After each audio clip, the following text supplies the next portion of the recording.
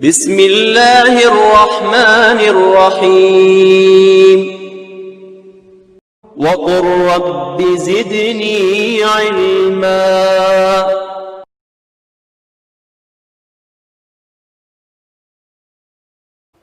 الحمد للہ رب العالمین والصلاة والسلام علی قائد الغر المحجلین نبینا محمد وعلی آلہ وصحبہ اجمعین وبعد۔ محترم بھائیو اور بہنوں، السلام علیکم ورحمۃ اللہ وبرکاتہ۔ پروگرام نبوی قصے میں آپ سب کا استقبال ہے، اور آج ہم نبوی قصوں میں سے ایک قصہ آپ کی خدمت میں پیش کریں گے، جس کا ٹاپک ہے کاشتکاری کی خواہش، کھیتی باڑی کی خواہش۔ قصہ سنیے۔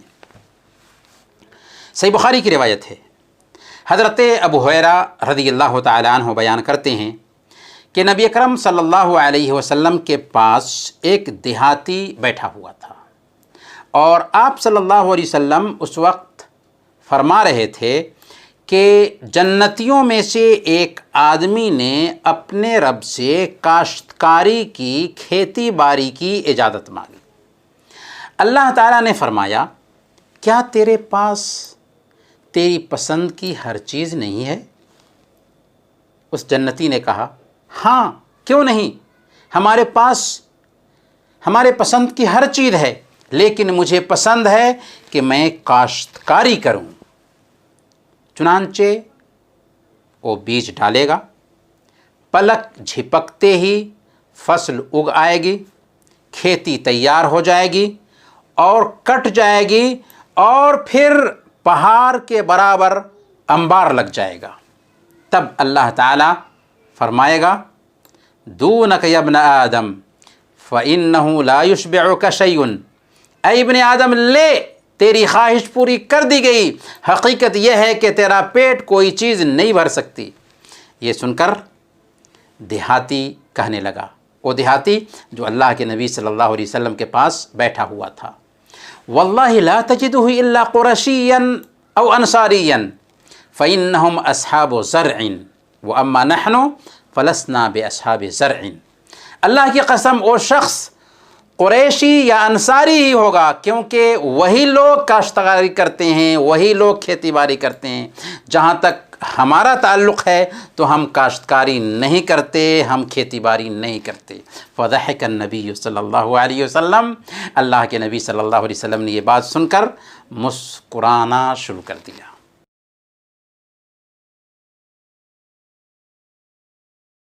محترم ناظرین، اس قصہ سے سب سے پہلا سبق یہ ملتا ہے کہ جنت میں جنتی کی ہر خواہش پوری ہوگی۔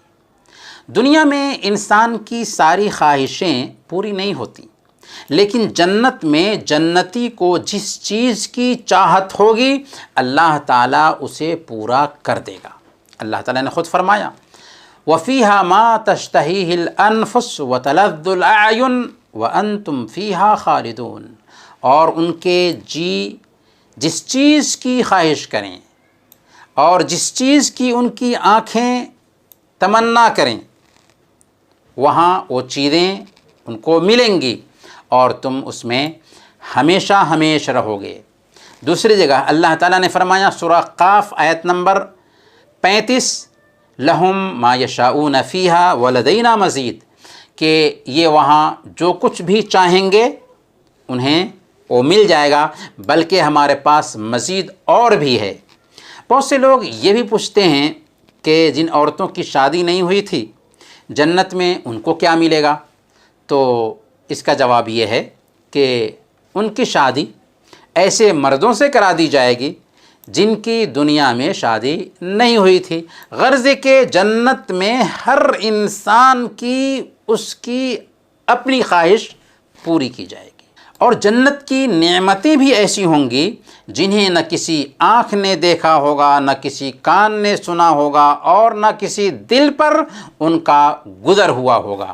صحیح بخاری اور صحیح مسلم کی روایت ہے، حضرت ابو ہریرہ رضی اللہ تعالیٰ عنہ بیان کرتے ہیں کہ اللہ کے نبی صلی اللہ علیہ وسلم نے ارشاد فرمایا، میں نے اپنے نیک بندوں کے لیے ایسی ایسی نعمتیں تیار کر رکھی ہیں جسے کسی آنکھ نے دیکھا نہیں، نہ کسی کان نے سنا، اور نہ کسی انسان کے دل میں اس کا خیال گزرا ہوگا۔ چاہو تو یہ آیت پڑھ لو، فلا تعلم نفس ما اخفی لهم من قرۃ اعین جزاء بما كانوا يعملون، کوئی نفس نہیں جانتا جو کچھ ہم نے ان کی آنکھوں کی ٹھنڈک ان کے لیے پوشیدہ کر رکھی ہے، جو کچھ بھی وہ کرتے تھے اس کا بہترین سے بہترین بدلہ ان کو ملے گا۔ یہ صحیح بخاری اور صحیح مسلم کی روایت ہے۔ اس قصہ سے دوسرا سبق یہ ملتا ہے کہ جیسے جنتی جنت میں اللہ تعالیٰ کا دیدار کریں گے، ویسے ہی اللہ تعالیٰ سے انہیں بات کرنے کا بھی شرف حاصل ہوگا۔ جیسا کہ آپ نے اس قصہ میں دیکھا کہ ایک جنتی اللہ تعالیٰ سے کاشتکاری کرنے کا سوال کرے گا تو اس کی خواہش پوری ہو جائے گی، اور فوراً یہاں کسی کے ذہن میں یہ سوال پیدا ہو سکتا ہے کہ جب جنت میں ہر خواہش پوری ہوگی تو بندہ جنت میں اللہ تعالیٰ سے اس کا سوال کیوں کرے گا کہ وہ کاشتکاری کرنا چاہتا ہے؟ تو اس کا جواب یہ ہے کہ بندہ اللہ تعالیٰ سے سوال نہ بھی کرے پھر بھی اس کی خواہش پوری ہوگی، لیکن بندہ اللہ تعالیٰ سے مناجات کی لذت حاصل کرنے کے لیے یہ سوال کرے گا۔ ظاہر ہے کہ اس سے بڑھ کر جنتی کے لیے اور کوئی لذت نہیں ہو سکتی کہ بندہ اللہ رب العالمین سے بات کرے جو سارے بادشاہوں کا بادشاہ ہے۔ اس سے بڑھ کر شرف کی بات اور کچھ بھی نہیں ہو سکتی۔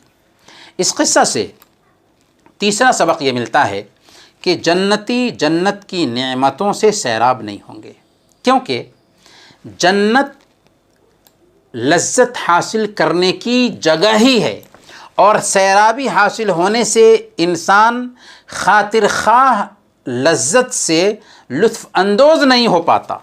خود دنیا میں انسان بہت زیادہ حریص اور لالچی ہوتا ہے، اور اس میں قناعت کا فقدان ہوتا ہے، اور جنت میں جب وہ جائے گا تو اس کی خواہش میں مزید اضافہ ہوگا تاکہ بہشت جنت کی پرکیف نعمتوں سے خوب لطف اندوز ہو سکے۔ اللہ تعالیٰ سے ہم دعا کرتے ہیں کہ اللہ تعالیٰ ہم سب کو جنت میں داخل فرمائے۔ اللہم ادخلنا الجنہ، اللہم ادخلنا الجنہ، اللہم ادخلنا الجنہ، آمین۔ وصلی اللہ علی نبینا محمد وعلی آلہ وصحبہ اجمعین۔